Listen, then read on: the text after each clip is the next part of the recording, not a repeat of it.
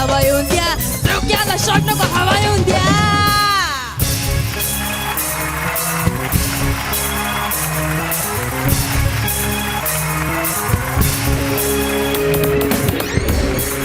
नमस्कार, सुस्वागतम.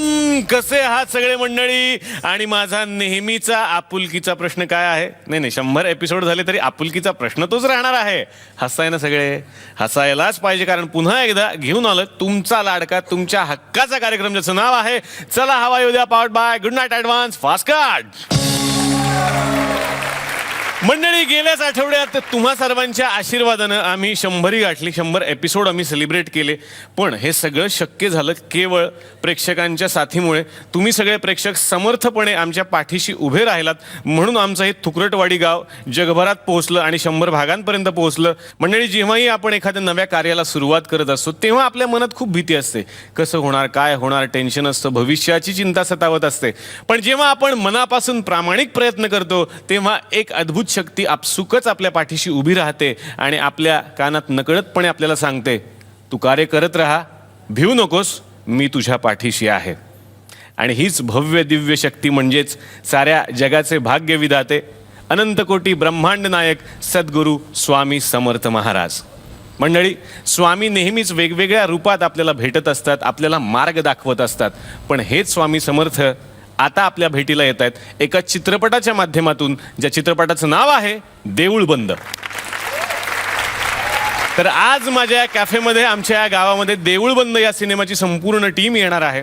खरं तर या चित्रपटामध्ये स्वामी समर्थांची भूमिका साकारणं हे एक शिवधनुष्य पेलण्यासारखं होतं. आणि हे शिवधनुष्य ज्यांनी पेललेलं आहे अशा एका ज्येष्ठ आणि श्रेष्ठ अभिनेत्याला या मंचावरती मी आमंत्रित करणार आहे. जोरदार टाळ्या झाल्या पाहिजेत मोहन जोशी सरांसाठी. सुखकारक तो दुःख निवारक भवचालक श्री स्वामी समर्थ, श्री स्वामी समर्थ. सर, तुमच्या रूपानं आज आमच्या थुकरटवाडीमध्ये स्वामी अवतरले तसं म्हणायला हरकत नाही. सुरुवातीलाच या मंचातर्फे या चित्रपटाला खूप साऱ्या मी शुभेच्छा देतो. आणि जसा तुम्ही येण्यापूर्वी मी उल्लेख केला की सद्गुरू स्वामी समर्थांची भूमिका तुम्हाला साकारायची होती आणि ती तुम्ही साकारलेली आहे. कसं वाटतंय आज? खरं पहिल्यांदा जेव्हा हे लोक माझ्याकडे आले, प्रवीण तरडे आणि प्रणित कुलकर्णी, त्यावेळेला बऱ्यापैकी टेन्शन होतं. यांनी मला का निवडलं हा एक प्रश्न होताच. परंतु पहिल्यापासूनच त्यांचा इतका कॉन्फिडन्स होता. मी जेव्हा त्यांना नाही म्हणायला लागलो त्यावेळेला ते म्हणाले, नाही, आम्ही तुम्हालाच डोळ्यासमोर ठेवलेलं आणि तुम्हीच हे काम करणार. वा. आता कसं आहे, स्वामींच्याबद्दल अनेक करोडो भक्त आहेत त्यांचे, त्यांच्या भावना कुठं दुखावले जाऊ नयेत हा सगळ्यात महत्त्वाचा प्रश्न होता. म्हणून मी त्यांना अट घातली, म्हटलं तुम्ही माझा मेकअप करा, गेटअप करा, मला दाखवा, फोटो काढा, जर मला पसंत पडला, जवळपास कुठे येणार वाटला तर मी हे काम करेन, नाही तर मी हे काम करणार नाही. कारण मी पण त्यांचं भक्त आहे.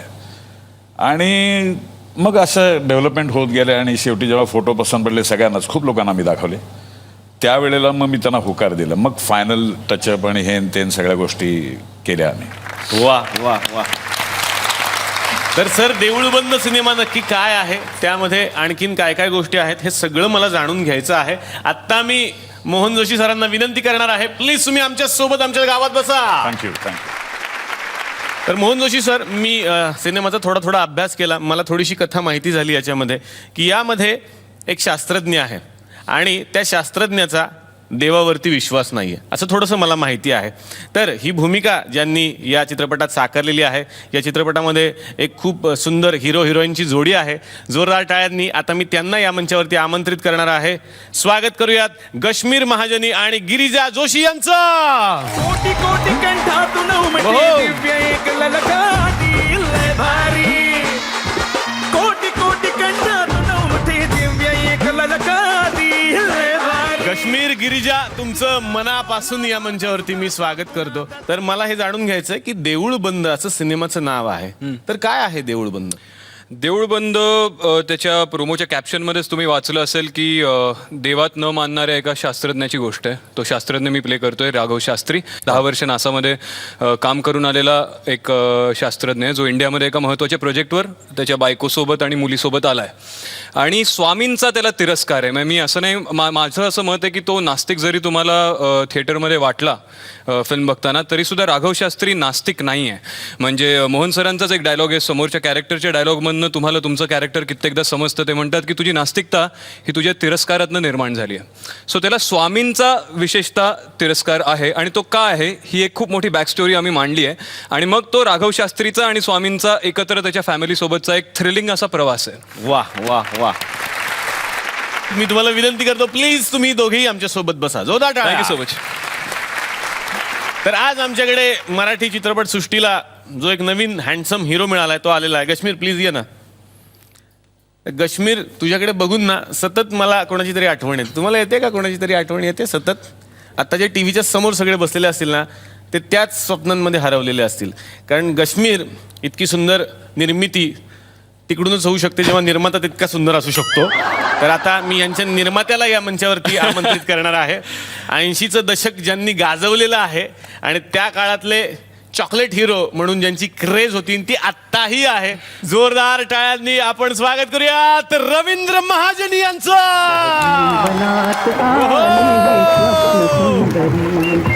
जीवनात आली क्या बात आहे. तिची माझी तिची. रवींद्र महाजनी सर आज मंचावरती आलेले आहेत. मी कन्फर्म डॉक्टर असल्यामुळे सांगतो, आत्ता किमान 100 बायका बेशुद्ध पडल्या असतील घरामध्ये. हे झालेलंच असणार आहे. कसं वाटतंय सर पुत्राचं काम बघताना? फार सुंदर वाटतंय. खरं तर हा जेव्हा शिकत होता ना, तेव्हा हा खूप अभ्यासू होता. त्यामुळे त्याला सायन्समध्ये 150पैकी 147 वगैरे असे मार्क घ्यायचा. वा वा. त्यामुळे मी आणि बायको माझी सांगायची त्याला की तू काय ते एक तर हे हो, काय इंजिनियर हो. म्हणून. पण त्यांनी जेव्हा आपला मनसुबा बोलून दाखवला की नाही, मला ह्याच लाईनीत करिअर करायचं आहे, वा. मग आम्ही दोघांनी त्याला सपोर्ट केला. आणि तेव्हापासून माझी इच्छा अशी होती की त्याला एक चांगला ब्रेक मिळावा. आणि ते माझं स्वप्न आज पुरं होतंय. क्या बात आहे, क्या बात आहे. वा वा वा. सर आम्ही खूप वाट बघत होतो की आमच्या या गावामध्ये तुम्ही कधीतरी यावेत म्हणून. त्यानिमित्तानं आम्ही सुद्धा जोरदार तयारी केली आहे सर. तुम्हाला पुढे पुढे बघायला मिळेल. सगळ्यांचं स्वागत करतो आणि विनंती करतो प्लीज तुम्ही आमच्या सोबत बसा. तर आणखीन एका सुंदर अभिनेत्रीला या मंचावरती मी आमंत्रित करणार आहे. ती खूप सुंदर अभिनय करते, खूप सुंदर दिसते आणि तितकीच सुंदर नृत्य सुद्धा करते. जोरदार टाळ्यांनी स्वागत करूयात शर्वरी जेमिनीस यांचं. तुझी माझी खुन्नस, तुमची आमची खुन्नस, खुन्नस खुन्नस, तुझी माझी खुन्नस, तुमची. तर शर्वरी जेमिनीजी इथे आलेल्या आहेत, ज्यांच्या नृत्याचा मी खरंच खूप मोठा फॅन आहे. मनापासून स्वागत आमच्या थुकरटवाडीमध्ये. कसं वाटतं इकडे येऊन? मस्त, एकदम मस्त. पण थोडंसं दडपण पण आहे, कारण या वाडीत आल्यावर जेवढी मजा येते तेवढीच खेचाखेची होते माहिती, त्यामुळे त्याच्यासाठी तयार राहिले. नाही ना, आता 100 एपिसोड नंतर आम्ही ठरवलेलं आहे स्ट्रिक्टली की अजिबात खेचाखेची करायची नाही. जे काय असतील ते बॉम्बच टाकायचे डायरेक्ट. मनापासून स्वागत. आणि आज एका खूप सुंदर चित्रपटाच्या निमित्तानं तुम्ही इथे आलाय, देऊळ बंद. तर तुमचा कसा आहे अनुभव? अनुभव फारच छान होता आणि माझ्यासाठी तो खूपच वेगळा होता. कारण इथे ही जी संपूर्ण टीम बसलेली आहे ती सगळी समर्थांच्या विषयी काहीतरी मांडणारी, काहीतरी हे असणारी आहे, काहीतरी श्रद्धा असणारी आहे. पण माझी जी भूमिका आहे ती पूर्णपणे या सगळ्याला तडा जाणारी अशी आहे. कारण मी टेररिस्टची भूमिका याच्यामध्ये करते, एक निगेटिव्ह कॅरेक्टर पहिल्यांदाच करते. तर त्याच्यामुळे माझ्यासाठी फारच हा वेगळा अनुभव होता आणि मला फार मजा आली. मी आत्ता विनंती करतो शर्वरीला, प्लीज तुम्ही आमच्या सोबत बसा. जोरदार टाळ्या. तर देऊळ बंद हा सिनेमा ज्यांच्या लेखणीतून अवतरलेला आहे, संवाद ज्यांनी लिहिलेले आहेत, पटकथा ज्यांनी लिहिलेली आहे आणि दिग्दर्शन सुद्धा ज्यांनी केलेलं आहे, त्यांना आता या मंचावरती मी आमंत्रित करतो. जोरदार टाळ्या झाल्या पाहिजेत माझे मित्र प्रवीण तरडे यांच्यासाठी. कंठातून उमटे दिव्य हो. एक ललकाटी लय भारी. कोटी कोटी कंठातून उमटे दिव्य एक ललकाटी. मनापासून प्रवीणचं मी या मंचावरती स्वागत करतो. आणि मी मागच्या एका एपिसोडमध्ये सांगितलं होतं की आम्ही दोघे रूम पार्टनर आहोत म्हणून. त्यामुळे हा रूम पार्टनरचा सिनेमा आहे असं म्हणायला हरकत नाही. मनापासून या पहिल्या वहिल्या दिग्दर्शन असलेल्या सिनेमासाठी खूप साऱ्या शुभेच्छा देतो मी आणि अभिनंदन करतो. थँक्यू. प्रवीण, काय आहे देऊळ बंद तुमच्या नजरेतून? देऊळमधलं हा चित्रपट श्रद्धेची नवी परिभाषा मांडणारे आणि आपला समाज हा देव मानणारा समाज आहे. 5000 वर्षांची संस्कृती लाभलेला आपला देश आहे. प्रत्येक माणूस कधी ना कधीतरी कुठल्या तरी देवळात गेलेला आहे, कुठल्या तरी चर्चमध्ये गेला आहे, मस्जिदीमध्ये गेलेला आहे. आपला सर्वधर्म समभावाचा देश आहे आणि देऊळबंद हा चित्रपट अशा प्रत्येक माणसाच्या मनात जी एक देवाबद्दलची श्रद्धा आहे, माझा शब्द नीट लक्षात घ्या, श्रद्धा आहे, कारण अंधश्रद्धेच्या कंबरड्यात आम्ही लाद घातलेली आहे या चित्रपटाच्या माध्यमातून. तर ज्यांच्या मनात अशी श्रद्धा आहे त्या प्रत्येकाच्या श्रद्धेला आम्ही अत्यंत प्रांजळपणे या चित्रपटामध्ये समोर आणतोय. वा वा वा वा. आत्ता मी विनंती करतो प्रवीणला, विनंतीच करावी लागणार कारण ते आहेत असे, मी नाही केली तर म्हणतील नंतर बघतो तुला. प्रवीण, मनापासून स्वागत. प्लीज तुम्ही आमच्या सोबत बसा. जोरदार. हां, आणि सगळ्यात महत्त्वाचं, हा चित्रपट माझ्याबरोबर माझे मित्र प्रणित कुलकर्णी यांनी आणि मी मिळून दिग्दर्शित केलं. वा, प्रणितसाठी सुद्धा जोरदार टाळ्या. त्यांनाही या मंचावरती आपण थोड्याच वेळात भेटणार आहोत. तर या गप्पांना मला सुरुवात करायची आहे मोहन जोशी सरांपासून. मोहन जोशी सर, आत्ता सुरुवातीलाच तुम्ही सांगितलं की कशा पद्धतीनं तुमची निवड झाली या चित्रपटासाठी आणि काय घडलं, पण साधारण चित्रपटाचं कथानक काय? कसं आहे, अध्यात्म आणि विज्ञान याची ही बेसिकली फाईट आहे. स्वामींचं एक वाक्य आहे सिनेमातलं की सिग्नलवरचा शॉट आहे, तो सिग्नलवरचा सीन आहे. तर सायंटिस्ट शेजारी बसले आणि स्वामी ते शेजारी बसले आहेत. तर हे सगळे सिग्नल तोडून लोक जात आहेत.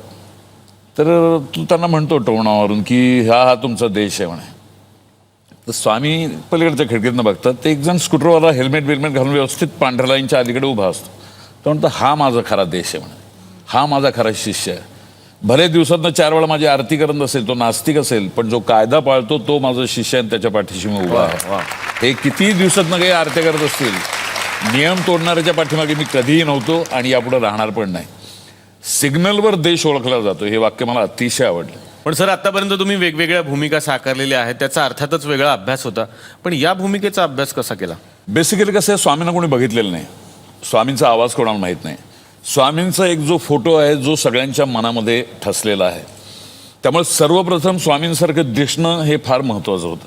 जर तुम्ही दिसलाच नाही स्वामींसारखे तर ते सक्सेसफुल यशस्वी होऊ शकत नाही. आणि म्हणून आमचं महेश बराटे म्हणून मेकअपमॅन आहे की जो अभ्यास म्हणजे तो स्वामींचा स्वतः भक्त आहे आणि अनेक फोटोग्राफ्स स्वामींचे त्यांच्याकडे आहेत.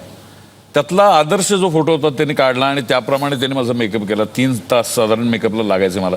शेवटी जेव्हा गेटअप करून फोटो काढले आणि मी बघितल्यानंतर मला ते भयंकर भावलं, म्हणजे म्हणाल की येस, आपण बऱ्यापैकी जवळपास जातोय. आणि मग अनेक जणांनी ते बघितले, अनेक जणांचे मला फोन आले. ते झाल्यानंतर मी तलाठी साहेबांना म्हटलं की येस, हे मी काम करायला तयार आहे. महत्त्वाचं म्हणजे हे स्वामी 2015 सालातले.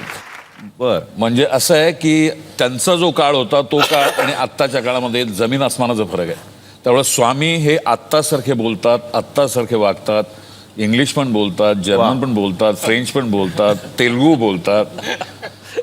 तर अशा पद्धतीने ही भूमिका सगळी आहेत. ही क्या बात आहे. उगाच का ते जगाचे स्वामी आहे म्हणूनच म्हणलं, जगाचे स्वामी असल्यामुळे. आता येणार आहे मी रवींद्र महाजनी सर तुमच्याकडे. या चित्रपटामध्ये तुमची सुद्धा एक भूमिका आहे, तर ती काय आहे? मी शेगावच्या महाराजांची भूमिका केलेली आहे. म्हणजे तो जो राघव शास्त्री आहे तो जो संकटात सापडलेला आहे आणि मला प्रवीणने सांगितलं की तो म्हणजे स्वामी त्याला अशा ठिकाणी फिरवतात की 60 ठिकाणी की ते ह्यांचे अवतारच आहेत. म्हणजे शेगावचे महाराज आहेत, आणखीन बरीच अशी मंडळी आहेत. त्यापैकी शेगावच्या महाराजांचा मी एकच सीन आहे याच्याबरोबर, त्या राघव शास्त्री बरोबर. तर रवींद्र महाजनी सर आज आपल्याकडे आलेले आहेत आणि सरांनी जे सिनेमे केले आतापर्यंत ते सगळे सुपर डुपर हिट आहेत. एकदा जोरदार टाळ्या सरांसाठी.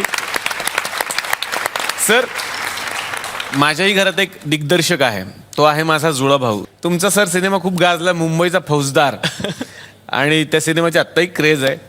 त्यानं एक सिनेमा बनवलाय सर, त्याच्यावर आधारित एक वेगळा त्याचा ज्याच्यामध्ये तुम्हाला तुमचं काही जवळचं सापडू शकतं कदाचित. तुमचा होता मुंबईचा फौजदार, आमचा आहे नवी मुंबईचा फौजदार. बघूयात ना आता या सिनेमात नक्की काय घडणार आहे. तर सर, तो सिनेमा खूप गाजला होता आणि तुमच्या सिनेमामध्ये तुमच्या हिरोईनचं नाव होतं शकू. रंजनाजी यांनी ते पात्र रंगवलं होतं. आमच्याही सिनेमात एक हिरोईन आहे, त्यांचं नाव आहे शेपू. आणि शेपूचे बाबा सुद्धा आहेत, जसे शकूचे बाबा होते. भेटूयात सुरुवातीला त्यांनाच, या गावचे पाटील बद्रिके पाटील यांना.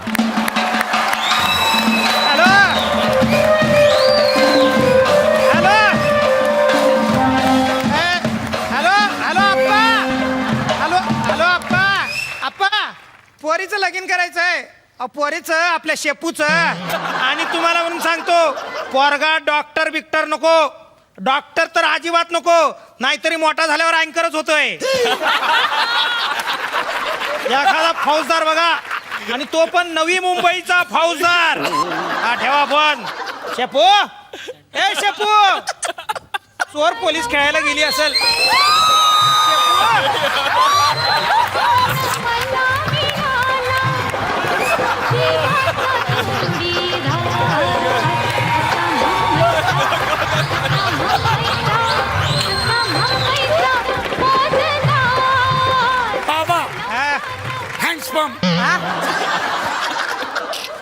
हँडसम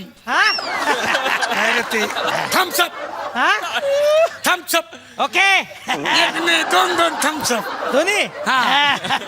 मस्त मस्त. पोरी, मस्त, हा. एक दिवस जीव घेशील माझा. काय खाते? गोळ्या खाती. अगं मरशील ना. नाही मारणार, माझ्याकडे जादू आहे म्हणून तर मी मोठी जादूगरी नाही. नाही जादूगर आहेस तू. बापाच्या खिशातनं रोज 1000ची नोट गायब करणं म्हणजे काय साधी सुधी जादू आहे? हा. पण काळजी करू नकोस, आता ही जादू कायमस्वरूपी करता यावी म्हणून तुझ्यासाठी नवीन खिसा शोधलाय मी. म्हणजे नवरा शोधलाय मी. अगं तुझ्यासाठी फौजदारांची लाईन लावली आहे. ये इकडं, बोल तुला कोण पसंत आहे ते. हा बघ, फौजदार चुलबुल पांडे. नको नको, ह्यो नको, ह्यो सारखा बोलतो. इधर छेद करेंगे उधर छेद करेंगे. नको, अख्ख्या घराला बोक पाडल. घराचं का वारुळ करायचे का? हा कॅन्सल, जाऊ दे. हा बघ, फौजदार सिंगम. हा तर नकोच मला, अजिबात नको. हा सारखा म्हणतो, आता माझी सटकली, आता माझी सटकली. आयुष्यभर याची पॅन्ट सांभाळल्यानंतर जन्म जायचा. फौजदार, नवी मुंबईचा फौजदार. अरे वा वा वा, किती चिकन आहे हा. फक्त मिशीत मार खाल्लाय. अरे मिशत काय, परवर्त त्याने वाशीत पण मार खाल्ला. तसं नाही ना बाबा, तसं नाही. कसं? त्याला मिशीच नाही. अच्छा, अरे मिशी तर घर की खेती है. काय? आपल्या घरची शेती आहे मिशी. आपली मिशीची शेती आहे? मला वाटलं आपली उशीची आहे, उसाची शेती आहे. मुलगी जन्माला आल्यानंतर पालती पडते, ही डोक्यावर पडली होती. अगं पुरी, बोल, हा पोरगा तुला आवडला काय? बाबा मला आवडला, मला याच्याशीच लगीन करायचंय. वा वा. नवी मुंबईचा फौजदार. वाचवा वाचवा, माझी पर्स घेऊन पळाला तो चोर. वाचवा वाचवा, कुणी आहे का? कुणी आहे का? काय झालं? प्लीज काहीतरी करा, तो चोर माझी पर्स घेऊन पळालाय. पर्स घेऊन पळाला? कुठे पळाला? कुठे पळाला? तो बघा तिकडे. तिकडे पळाला? हो. ए तुझ्या दाखव. ए बाहेर ये. ए, कुठे गेला कुणीतरी तो? वाचवा, कुणीतरी आहे का? रवींद्र महाजनी टाईप कुणीतरी आहे का? ए वाचवा. ए पोलीस पोलीस पोलीस. अरे पोलीस.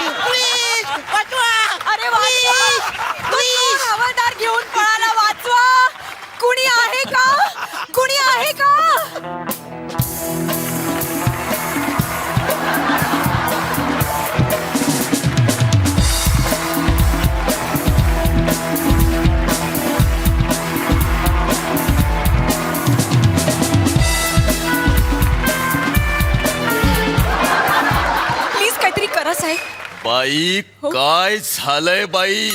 माझी माझी पर्स चोराने पळवली साहेब. चोरानं पळवली? हो. कुठे आहे तो चोर? तो तो तिथे पळालाय. मी आत्ताच आलो पटकन. हो.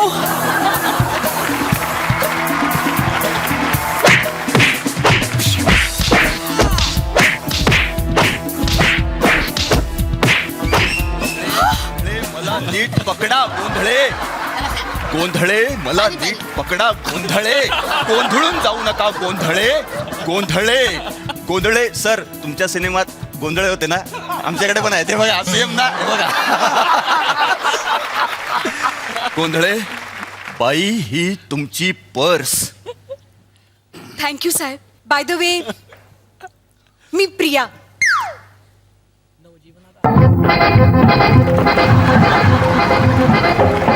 सहजीवनात आली ही स्वप्न सुंदरी, सहजीवनात आली ही स्वप्न सुंदरी.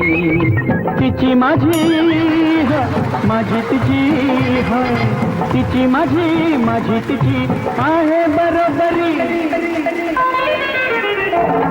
सहजीवनात आली ही कुठे हरवलात?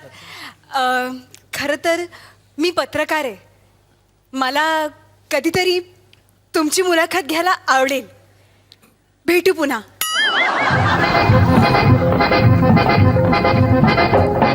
सहजीवनात साहेब प्रेमात पडलात की काय? तुम्हाला ती मुलगी आवडलेली दिसते. ओ गोंधळे मला ती आवडली. गोंधळे तुम्हाला आवडली, पण तुमच्या बाबांना आवडायला पाहिजे ना सून म्हणून. करू काहीतरी गोंधळे करू. हे काय? हे त्या चोराने दिलं. तो मला म्हणाला तुझ्याकडे पाहून मला माझ्या मुलांची आठवण झाली, म्हणून म्हणून मला त्याला हे दिलं आणि तो रडायला लागला. चला फालतू जोक झाले ना. चला.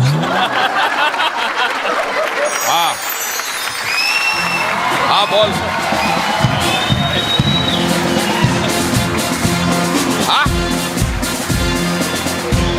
पागल आहे का बाय? इतका मारेल ना तिकडे येऊन लक्षात ठेव, हारपून जाशील एकदम तू. अबे कोणाशी बोलू राहिला? कर्नल आहे मी, कर्नल. कोण घालतो पागल? अक्कल नाही यार. काय कोण होतं कोण एवढं ओरडायला? कस्टमर केअर वाले. माझा पोरगा येणार आहे. तो म्हणजे नवी मुंबईचा फौजदार झालाय नुकताच. दादा सर नवी मुंबईचा खास, म्हणजे मुंबईचा होणार होता तो, पण मुंबईत त्याला कोणी घेतलं नाही, म्हणून तो नवी मुंबईला गेलाय. सर आहे फौजदार. कुठे गेला रे? बाबा बाबा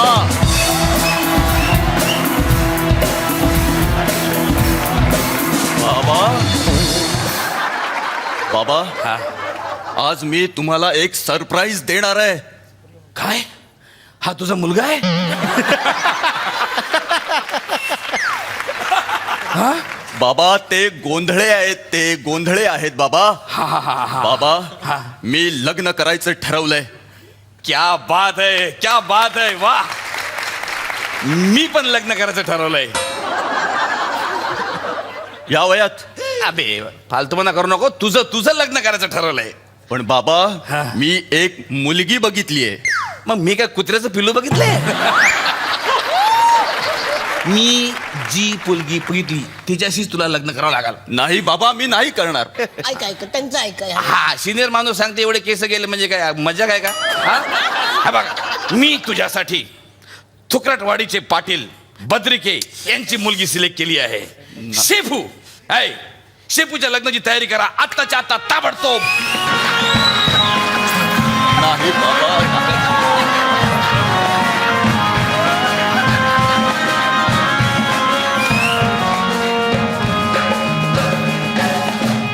एक मिनिट, तुम्ही ठरवा पोरगी कोण आहे बाप कोण आहे. इकडे ये. अगं हा बाळा नंतर घालायचा असतो का बेटा? आणि इकडे चले गे. बाबा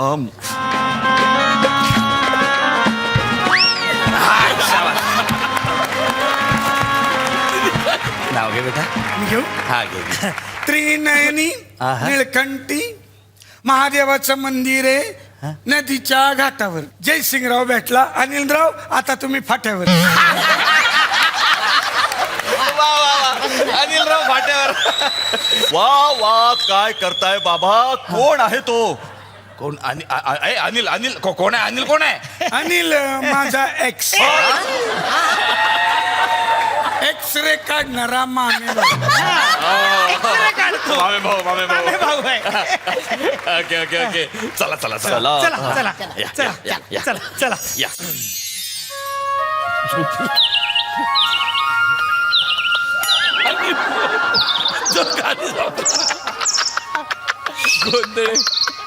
गोंधळ खाली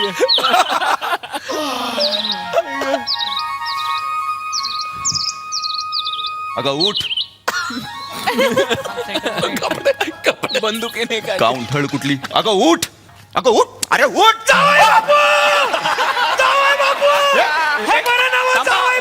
थांबा तुम्ही. मी काही करत नाही. मी काय केलं? मी काही केलेलं नाही. हे तुम्ही इथे शेपू कुठं आहे? बाबा डबा तयार आहे. अरे वा वा डबा रेडी आहे. मला पण दे. मला पण जायचंय. हा आण गा डबा आण.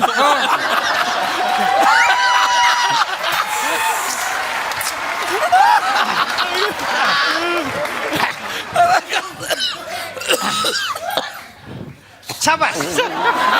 हा डबा रेडी आहे. हा डबा घेऊन आली आहेस तू? हो अहो ते मागे काय आहे त्याच्या? याच्यातच जा ना. त्यासाठीच आहे ते. अरे बापरे त्यासाठी एवढी मोठी खोली. वा वा वा किती छान. जा जा त्यात जा. त्याच्यात बरोबर. इथे आधीच एक माणूस राहतो. हा ओरडेल. अरे मी इथे राहत नाही. इथे फक्त थोड्या वेळासाठी आलो होतो. हा तुम्हाला जायचंय का? जा जा जा जा. बरं बरं ठीक आहे. चप्पल घालून जा. चप्पल घालून जा. नाही नाही मी फिरायला नाही जाते. मी फक्त अरे ठीक आहे जा. काय चाललंय माझ्या घरात बाबा? हे काय बघताय काय चाललंय ते? ग्रामीण भागातले लोक आहेत अहो, ते. काय ग्रामीण भागात गोंधळे गोंधळे काय चाललंय हे? माझी पिस्तूल कुठे आहे? आहे की अगं, कपाटात.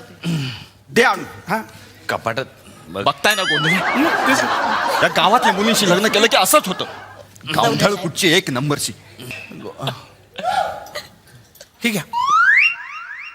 अरे कुठे ठेवली ए, होती? उशीर होतोय मला.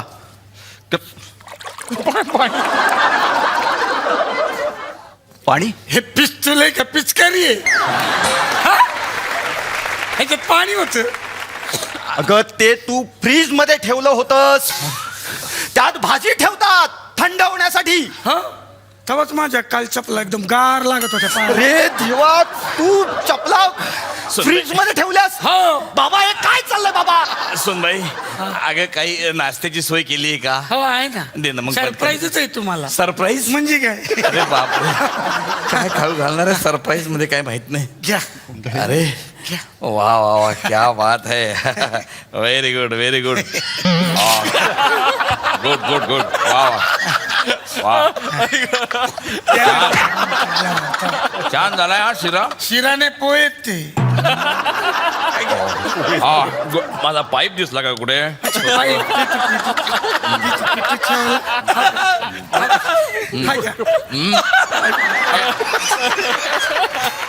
बाई हा नाही ग ओढायचा पाईप. हा मग घ्या ना वडा ना. बघूया कोण जिंकतं बघूया.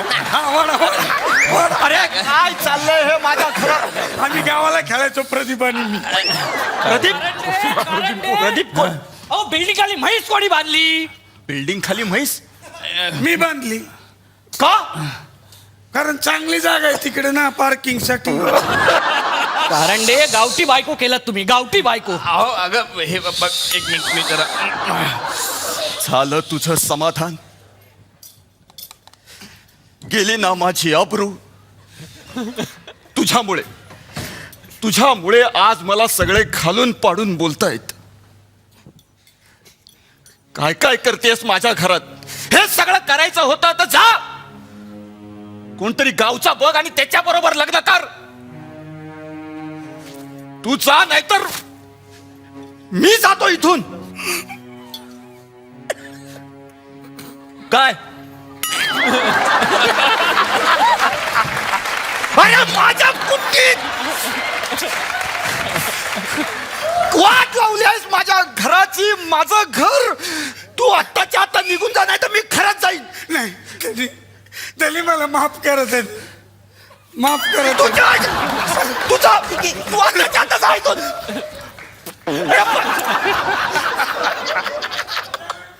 गोंधळे बघितलं ना काय चाललंय माझ्या घरात. जाऊ दे सर, दुसरी मुलगी बघू. Excuse me.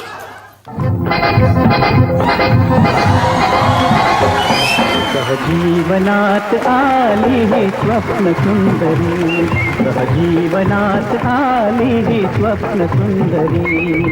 तिची माझी माझी तिची, तिची माझी तिची मी आहे प्रिया. ओळखल्यात ना? हो हो. मी तुम्हाला म्हटलं होतं ना मला तुमची मुलाखत घ्यायची आहे. हो बसा ना. थँक्यू. करायची मुलाखतीला सुरुवात. हो हो. आली ही स्वप्न सुंदरी, सहजीवनात आली ही स्वप्न सुंदरी. जय सिंगराव, जय सिंगराव. तुम्ही माझा मटक्याचा अड्डा उद्ध्वस्त केला जयसिंगराव. आता तुम्ही मरणार आहात जयसिंगराव. अरे देवा, हा मरणाला तयार. एक मिनिट. अहो. इथे बहुतेक गोळीबार होणार आहे. मी पळालेलंच बरं. अगं अगं मला सोडून चाललीस तू. तू मन एकटा. थँक्यू डॉक्टर, मला कमी डायलॉग दिल्याबद्दल. ढिसक्या.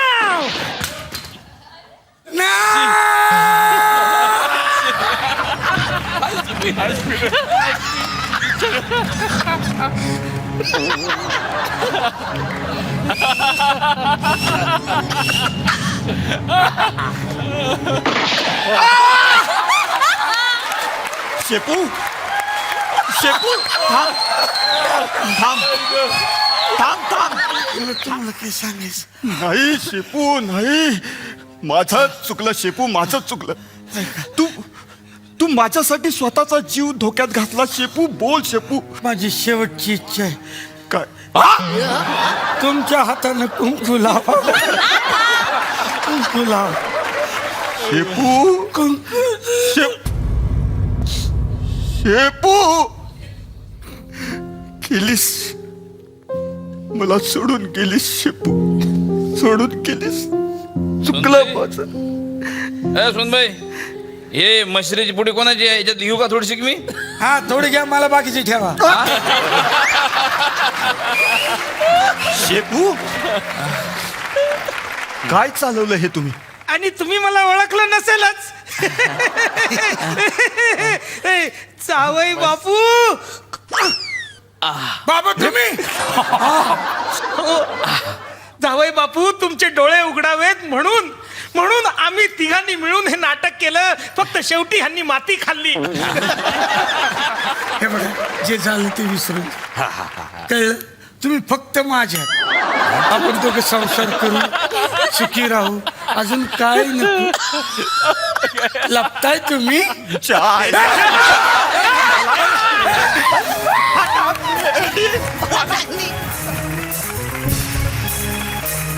आता मी येणार आहे गिरिजाकडे. गिरिजा, तुझी काय व्यक्तिरेखा या सिनेमात? मी राधा नावाचं कॅरेक्टर प्ले करते आणि मी राघवची बायको आहे. आम्ही US वरून इकडे आलो आहे.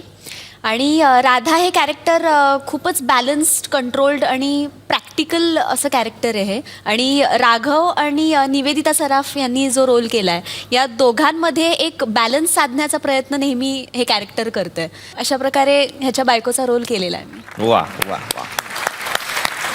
आणि आता येणार आहे शर्वरी जेमिनीस यांच्याकडे. खरं तर शर्वरी यांच्या नृत्याशिवाय कुठल्याही कार्यक्रमाला सुरुवात होऊ शकत नाही, हे आपण पाहिलेलं आहे. मला प्रश्न हाच विचारायचा, समजा शर्वरी तू जर आजारी असशील, तू येणार नसशील, तर मग इव्हेंटवाल्यांनी काय करायचं?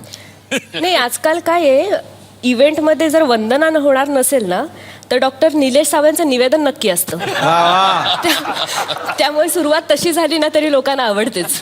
माझं निवेदन आजपर्यंत लोकांना जेवढं आवडलं नसेल ना, तेवढं आता इथून पुढे आवडेल. का माहितीये का? कारण पुण्यातल्या लोकांनी पावती दिली ना, ते मग खरं असतं. ती आज मला मिळालेली आहे. शर्वरी, विनोदाचा भाग वेगळा. या सिनेमात तुझी एक वेगळी व्यक्तिरेखा आहे, जे आल्यास तू सांगितलंस.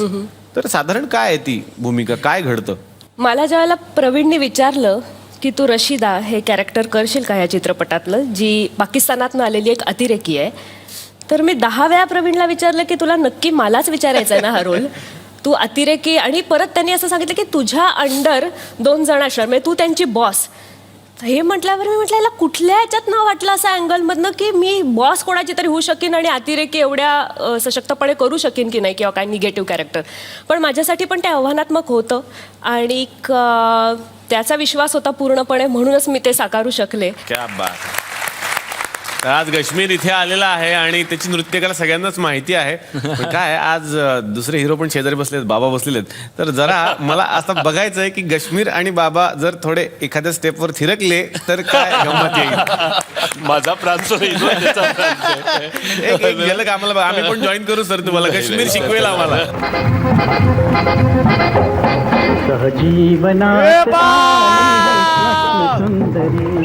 सहजीवनात आली ही स्वप्न सुंदरी, तिची माझी माझी तिची तिची माझी तिची आहे बरोबर. सहजीवनात आली ही स्वप्न सुंदरी, सहजीवनात. तर येतो आता प्रवीण तरडे तुमच्याकडे. तर आता दिग्दर्शकाच्या नजरेतून मला खरं तर ऐकायचंय की काय आहे कथानक या सिनेमाचं संपूर्ण. या चित्रपटाच्या कथानकाला जर खरी मांडणी द्यायची असेल सोप्या शब्दात, तर मी परवाचं उदाहरण देईल.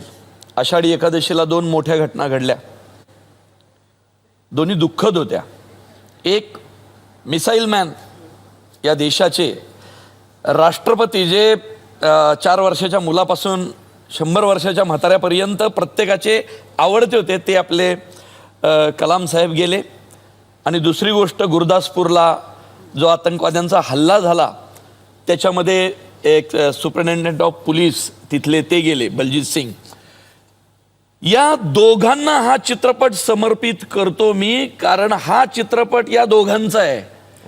आतंकवादी हमले रोखणारा एक मोठा सुरक्षितेचा गट आणि विज्ञानाचा बेस, या देशाला विज्ञान किती मोठ्या पातळीवर पोहोचवू शकतं हे सांगणारा एक मोठा वैज्ञानिक, यांचीच ही गोष्ट आहे. देशाच्या सुरक्षिततेसाठी नासातून एक मोठा सायंटिस्ट या देशात आलाय एक फ्रिक्वेन्सी सेट करायला.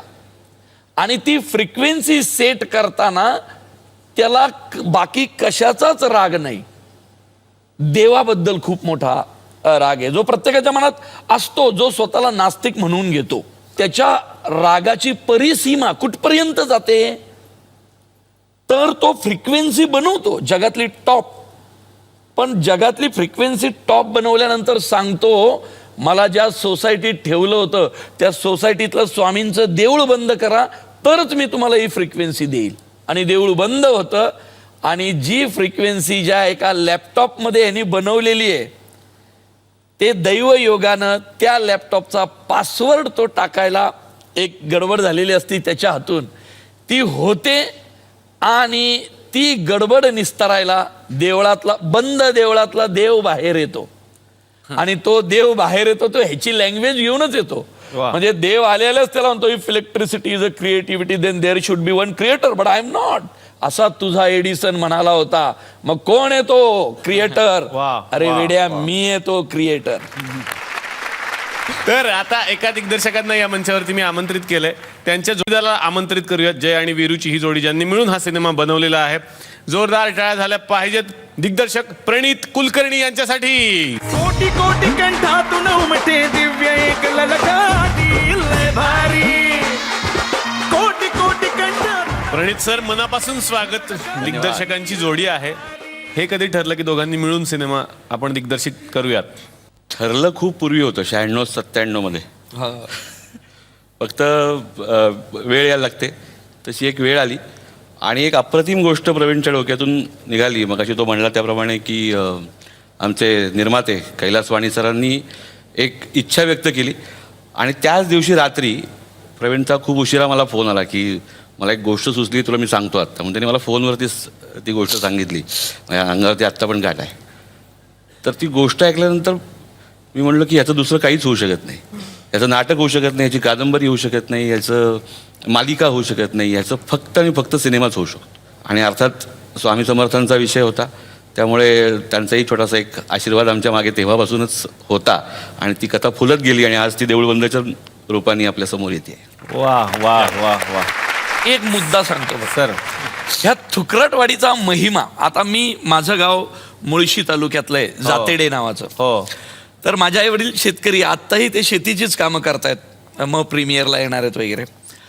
तर मी आईला मोठ्या आनंदाने ऐकलं, अगं सिनेमा झाला ना कम्प्लीट, आणि तो सिनेमा आता तयार झाला आहे, तर ते बघायला यायचं आपल्या गावातल्या लोकांनी सगळ्या.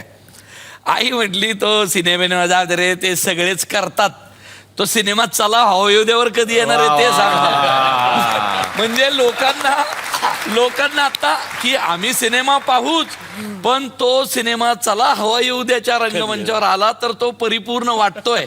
त्यामुळं मी झी मराठीचे, तुझे आणि तुझ्या सर्व टीमचे आभार मानतो की तुम्ही एवढा जनमानसापर्यंत पोहोचलेला रंगमंच निर्माण केला. थँक्यू. थँक्यू. स्वामींचाच आशीर्वाद आहे असं मी शेवटी म्हणतो. तर बाहेर हे सगळे कलाकार जेव्हा फिरत असतात तेव्हा त्यांना काही प्रेक्षक भेटतात, ते प्रतिक्रिया देतात. आमच्याकडे काही प्रेक्षक असतात. हा विचारा.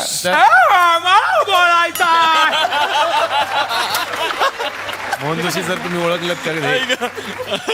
जोशी सर, मी तुमच्या सिनेमाला शुभेच्छा द्यायला आलोय. मी तुमच्याकडनं जे काही शिकलो त्याचा मी खूप वापर करा आयुष्यात. थांबा जरा, लोकांना कळू दे तुम्ही कोण आहात. हे सुनील सर शेट्टी मला सर आलेले ओळखलं आहेत. नाही सर, माझं गाणं लावा.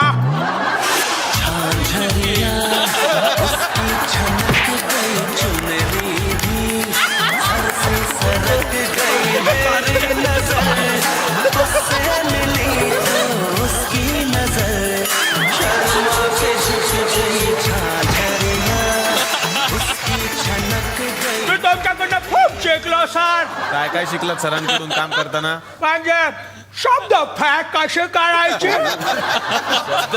शब्द फेक कशी करायची? म्हणजे सर बघा सिंपल आहे, हा शब्द आहे आणि फेकायचा.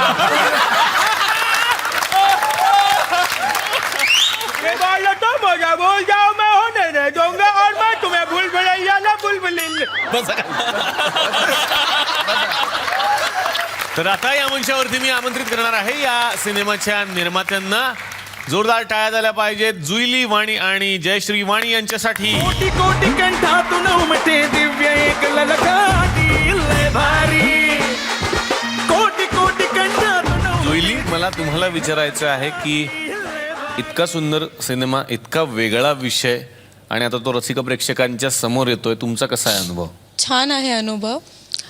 हे आमचं जे गुरुमाऊली आहे, जे आमचं आदराचं स्थान आहे, त्यांचं स्वप्न आहे की एक हॉस्पिटल बांधायचं त्र्यंबकेश्वरमध्ये गरिबांसाठी, जिथे त्यांना फ्रीमध्ये सेवा दिली जाणार आहे. तर ह्या सिनेमातून जे काही मानधन मिळणार आहे ते सगळं तिकडे डोनेट केलं जाणार आहे. तर त्यांची ही इच्छा आम्ही प्रत्यक्षात उतरवण्याचा प्रयत्न केला आहे. या मंचाद्वारे झी मराठी आणि SL विजन यांच्याद्वारे मी या सिनेमाला खूप साऱ्या शुभेच्छा देतो. तुम्ही सगळे लोक वेळात वेळ काढून आज आमच्या या थुकरटवाडीत आलात. या मंचातर्फे SL विजन आणि झी मराठी यांच्यातर्फे या सगळ्या मान्यवरांना मिळते एक छोटीशी आठवण भेट.